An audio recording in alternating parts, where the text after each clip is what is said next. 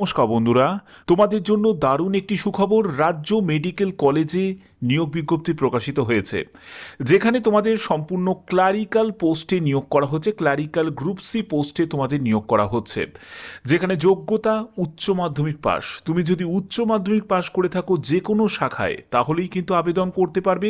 ছেলে মেয়ে উভয়ই কিন্তু আবেদন করতে পারবে। এখানে তোমাদের বেতন 18,000 টাকা প্রতি মাসে তোমরা বেতন পাবে। প্রত্যেকে এখানে আবেদন করতে পারবে এবং আবেদন করার জন্য তোমাদের বয়স যেটা প্রয়োজন সেটা হচ্ছে 18 থেকে 40 বছরের মধ্যে। তোমার যদি বয়স হয়ে থাকে তাহলে অবশ্যই তোমরা কিন্তু আবেদন করতে পারবে। সরাসরি এখানে ইন্টারভিউ হবে, কোনো রকম লিখিত পরীক্ষা হবে না। অর্থাৎ বিস্তারিত তথ্য তোমাদের এই ভিডিওর মাধ্যমে থাকছে, যেখানে তোমাদের ফর্ম ফিল আপ থেকে শুরু করে প্রত্যেকটি তথ্য তোমরা কিন্তু এই ভিডিওর মাধ্যমে জানতে পারবে। ভিডিওটা কিন্তু খুব গুরুত্বপূর্ণ ভিডিও, কারণ তোমরা জানো সব সময় তোমাদের জন্য অথেন্টিক ইনফরমেশন প্রোভাইড করে থাকে। তো চলো মূল ভিডিওতে চলে যাচ্ছি। বন্ধুরা, আমি পিডিএফটা ওপেন করে নিয়েছি। এখানে তোমাদের এই যে ফর্মটা তোমরা দেখতে পাচ্ছ, এই অ্যাপ্লিকেশন ফর্মটা তোমাদের কিন্তু ফিল আপ করতে হবে। এবং এখানে যদি তোমরা ফিল আপে যদি কোনো গন্ডগোল করো, তাহলে কিন্তু ফার্দার যখন তুমি ইন্টারভিউতে যাবে তখন কিন্তু ডাইরেক্ট তোমাদের কিন্তু রিজেক্ট করে দেওয়া হবে, কোনো রকম কনসিডার কিন্তু করবে না। তার জন্য অবশ্যই কিন্তু ফর্ম ফিল আপটা ভালো করে দেখো। এখানে তোমাদের যোগ্যতা তোমাদের আগেই আমি ক্লিয়ার করে দিয়েছি। শুধুমাত্র যোগ্যতা যেটি প্রয়োজন সেটা হচ্ছে উচ্চ মাধ্যমিক পাস যোগ্যতা প্রয়োজন। এখানে দেখো, তোমাদের প্রথমে তোমাদের ফর্ম ফিল আপ করার জন্য প্রথমে এখানে ক্যাপিটালে তোমার নাম টাইপ লিখবে। তারপরে হচ্ছে ফাদার বা গার্জেনের নেম তোমাকে এখানে বসাতে হবে। আচ্ছা, এরপরে হচ্ছে তোমাদের address for communication with pincode. Pincode পর্যন্ত কিন্তু সম্পূর্ণ তোমাদের যে অ্যাড্রেসটা, যে অ্যাড্রেসে তুমি এখন বর্তমানে বসবাস করছো, সেটা কিন্তু এখানে বসাতে হবে। এরপরে হচ্ছে তোমার কন্ট্যাক্ট নাম্বার অর্থাৎ মোবাইল নাম্বার, এখানে মেল আইডি, তারপরে হচ্ছে আধার নাম্বার, সেটাও কিন্তু এখানে বসাতে হবে। এখানে দেখো তোমাদের একটা পাসপোর্ট সাইজের ছবি লাগানোর জায়গা আছে। এখানে কালার পাসপোর্ট সাইজের ছবি লাগিয়ে এখানে কিন্তু একটা সই করে দেবে, কোনো স্টেপল কিন্তু করবে না। ওকে, আচ্ছা, এর পরবর্তী কি আছে? এর পরবর্তী হচ্ছে তোমাদের date of birth. Date of বার্থের ক্ষেত্রে তোমাদের আগেই আমি এজ ক্লিয়ার করে দিয়েছি যে 18 থেকে 40 বছরের মধ্যে তুমি যে কাজ থেকে বিলং করো না কেন, প্রত্যেক প্রার্থীরাই কিন্তু আবেদন করতে পারবে।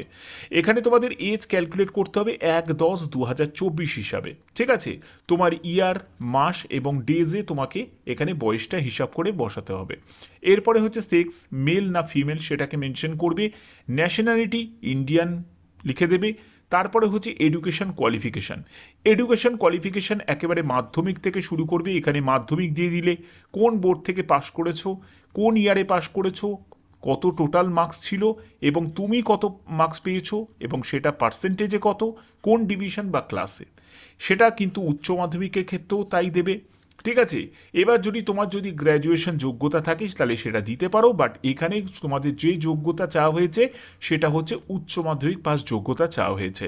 তো এটা দিয়েও কিন্তু তুমি স্টপ করে দিতে পারো। ওকে, আচ্ছা, এই ফর্মের কিন্তু প্রিন্ট আউট, যে তোমাদের যে প্রিন্টের যে কপিটা আমি সেটা ডেসক্রিপশনে দিয়ে দেবো, তোমরা সেখান থেকে ডাউনলোড করে নেবে। এরপরে দেখো আদার কোয়ালিফিকেশন। আদার কোয়ালিফিকেশন হিসাবে তোমাদের যদি কোনো কম্পিউটার যোগ্যতা থাকে, ঠিক আছে, যদি কোনো কম্পিউটার যোগ্যতা থাকে, এটা একদম বেসিক কম্পিউটার লেভেলের যদি যোগ্যতা থাকে, 3 মাস হোক, 6 মাস হোক, 4 মাস হোক, সেই যোগ্যতা তুমি কিন্তু এখানে মেনশন করতে পারো। আদারওয়াইজ এই জায়গাটা তুমি স্কিপও কিন্তু করে দিতে পারো। আচ্ছা, এর পরবর্তী এক্সপিরিয়েন্স। তো এক্সপিরিয়েন্স এখানে কোনো প্রয়োজন নেই, এক্সপিরিয়েন্সের জায়গাটা ফাঁকা রেখে দেবে। এরপরে দেখো তোমাদের এখানে সিগনেচার করতে হবে, তারপরে তোমার প্লেস দিতে হবে এবং ডেটটা দিতে হবে। এই ডেটটা কিন্তু যেদিন ইন্টারভিউয়ের তারিখ, সেই ডেটটাই কিন্তু এখানে বসাবে। ইন্টারভিউ কোথায় হবে, কোন তারিখে ইন্টারভিউ হবে, সেটাও কিন্তু আমি দেখাবো। স্টেপ বাই স্টেপ দেখো যে তোমাদের ইন্টারভিউয়ের জন্য কোথায় উপস্থিত হতে হবে, কত তারিখে তোমাদের interview. Date and time of interview, all candidates are required to report for the interview. এখানে ইন্টারভিউ 4 অক্টোবর তোমাদের ইন্টারভিউ হবে। ইন্টারভিউয়ের ঠিকানাটা কোথায়, সেটা হচ্ছে conference hall, new administrative building, office of the Bardhaman medical college. Bardhaman medical college, Purba Bardhaman, এখানে কিন্তু তোমাদের ইন্টারভিউ হবে। এই যে ইন্টারভিউ তোমরা দিতে যাবে, এই যে তোমাদের যে ফর্মটা দেখালাম, ঠিক আছে, যে ফর্মটা তোমাদের দেখালাম, এই ফর্মটা কিন্তু তোমাদের ফিল আপ করে ফিল আপ করে সঙ্গে তোমাদের ইন্টারভিউয়ের সময় উপস্থিত হয়ে যেতে হবে। সঙ্গে কিছু ডকুমেন্টস লাগবে, আমি ডকুমেন্টসগুলো স্টেপ বাই স্টেপ দেখাবো। তার আগে দেখো তোমাদের এখানে কি কি বলা হচ্ছে। এখানে দেখো তোমাদের যে পোস্টে নিয়োগটি করা হচ্ছে সেটা ডেটা এন্ট্রি অপারেটর, যেটা সম্পূর্ণ ক্লারিক্যাল টাইপেরই কিন্তু তোমাদের কাজ থাকবে। 18,000 টাকা প্রতি মাসে তোমরা বেতন পাবে। এখানে তোমাদের যে এজ যেটা বলা হয়েছে সেটা 1 অক্টোবর 2024 হিসাবে তোমাদের এজ ক্যালকুলেট করতে হবে এবং 18 থেকে 40 বছরের মধ্যে তোমার বয়স হতে হবে।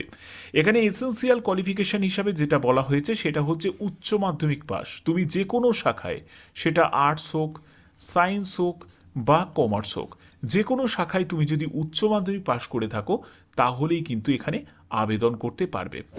এর পরবর্তী যেটি বলা হচ্ছে সেটা হচ্ছে or equivalent in any stream, দেখতেই পাচ্ছ, উইথ তোমাদের সঙ্গে কিন্তু সার্টিফিকেট, ডিপ্লোমা অথবা ডিগ্রি ইন কম্পিউটার, যে কোনো তোমাদের যদি একটা বেসিক যদি কম্পিউটারের যদি কোনো সার্টিফিকেট থাকে তাহলেও কিন্তু সেটা হয়ে যাবে। ওকে, আচ্ছা এবার দেখে নাও যে তোমাদের কি কি ডকুমেন্টস লাগবে। দেখো ডকুমেন্টের জন্য তোমাদের যেটা লাগবে সেটা প্রথমত যেটা লাগবে সেটা হচ্ছে ডেট অফ বার্থের সার্টিফিকেট। এই ডেট অফ বার্থের সার্টিফিকেট অথবা তোমাদের মাধ্যমিকের অ্যাডমিট কার্ড, সেটা তোমাদের প্রয়োজন, যেটা তোমাদের ইন্টারভিউয়ের সময় এই সব ডকুমেন্টসগুলো কিন্তু সঙ্গে ক্যারি করতে হবে। এই ফর্মটা এবং ডকুমেন্টসগুলো তোমাদের নিয়ে যেতে হবে, অরিজিনালও নিয়ে যাবে, সঙ্গে সেলফ অ্যাটেস্টেড কপিও কিন্তু সঙ্গে ক্যারি করবে। আচ্ছা আর কি কি লাগছে, আর লাগবে হচ্ছে মাধ্যমিকের মার্কশিট আর হচ্ছে সার্টিফিকেট। ওকে, সার্টিফিকেট। এবার হচ্ছে 12-এর সেম 12-এর মার্কশিট, 12-এর সার্টিফিকেট সঙ্গে ক্যারি করবে। আচ্ছা এরপরে হচ্ছে তোমাদের কম্পিউটারে যদি কোনো বেসিক তোমাদের কম্পিউটারে কোনো সার্টিফিকেট থাকে সেটাকেও কিন্তু তোমাদের ক্যারি করতে হবে।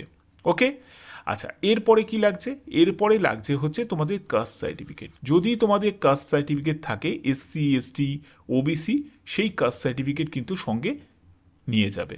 ওকে, আচ্ছা এরপরে হচ্ছে আধার নাম্বার। তো যেহেতু তুমি আধার নাম্বার ফর্ম ফিল আপ করার সময় দিচ্ছ, তো সেক্ষেত্রে আধার কার্ডও কিন্তু সঙ্গে তোমাকে ক্যারি করতে হবে। তো এই সব ডকুমেন্টসগুলো কিন্তু তোমাদের ম্যান্ডেটরি, এগুলো কিন্তু সঙ্গে ক্যারি করবেই। এবং সঙ্গে যদি তুমি কি করবে, ছবিও নিয়ে যাবে, মানে পাসপোর্ট সাইজের ছবি, অন্তত 2 থেকে 3টে মতো পাসপোর্ট সাইজের ছবি কিন্তু তোমরা সঙ্গে ক্যারি করবে। ওকে, তো এগুলো কিন্তু তোমাদের প্রয়োজন। এবং এই যে ফর্মটা তোমাদের ফিল আপ করা দেখিয়ে দিয়েছি, এই ফর্মেরও কিন্তু একটা জেরক্স করে নেবে, ঠিক আছে, সঙ্গে কিন্তু রাখবে। তো এই সব ডকুমেন্টস এবং এই ফর্মটাকে নিয়ে তোমাদের কিন্তু উপস্থিত হয়ে যেতে হবে 4 অক্টোবর, যে ঠিকানা তোমাদের অলরেডি আমি বলে দিয়েছি। ওকে, আচ্ছা এবার দেখো এখানে কিছু ইনফরমেশন দেয়া হয়েছে। দেখো ইন্টারভিউতে যাওয়ার আগে তোমাদের কিছু ইনফরমেশন দেওয়া হয়েছে, যেগুলো তোমাদের অ্যাপ্লিকেশন ফরম্যাটটা তুমি নিয়ে যাবে এবং তোমাদের কি কি ডকুমেন্টস নিয়ে যাবে, যেটা আমি তোমাদের অলরেডি বলে দিয়েছি। এবং এখানে যেটা বলা হচ্ছে self attested proof regarding permanent residential status, অর্থাৎ তুমি সেই জেলার যে পার্মানেন্ট রেসিডেন্ট নাকি, তার জন্য পাসপোর্ট, ভোটার আইডি বা আধার কার্ড যে কোনো একটি কিন্তু তোমাকে সঙ্গে ক্যারি করতে হবে, সেটাও আমি তোমাদের বলে দিয়েছি। আর অল একাডেমিক সার্টিফিকেট সেটাও কিন্তু সঙ্গে নিয়ে যাবে। এবার যদি তোমাদের প্রশ্ন থাকে যে স্যার আমি তো গ্র্যাজুয়েশন করেছি, তো সেক্ষেত্রে আমি কি গ্র্যাজুয়েশনের সার্টিফিকেটও নিয়ে যাব? নিশ্চয়ই নিয়ে যেতে পারো, কোনো অসুবিধা নেই। এরপরে তুমি যদি একজন এমপ্লয়ি যদি হয়ে থাকো তাহলে সেক্ষেত্রে তোমাদের কিন্তু এনওসি সার্টিফিকেটও কিন্তু সঙ্গে তুমি ক্যারি করতে পারো, ঠিক আছে। আচ্ছা এখানে দেখো অল ডকুমেন্টস সঙ্গে কিন্তু বলছে বিফোর ইন্টারভিউর আগে কিন্তু তোমাদের সেলফ অ্যাটেস্টেড যেসব কপিগুলো আছে সেগুলোও কিন্তু তোমাদের অ্যাপ্লিকেশন ফরম্যাটের সঙ্গে, সেটা যে ইন্টারভিউয়ার যে বোর্ড আছে তার কাছে কিন্তু তোমাকে জমা করতে হবে, ঠিক আছে। এটা কিন্তু তোমাকে করতে হবে, তারপরেই তোমাদের কিন্তু ইন্টারভিউ শুরু হবে।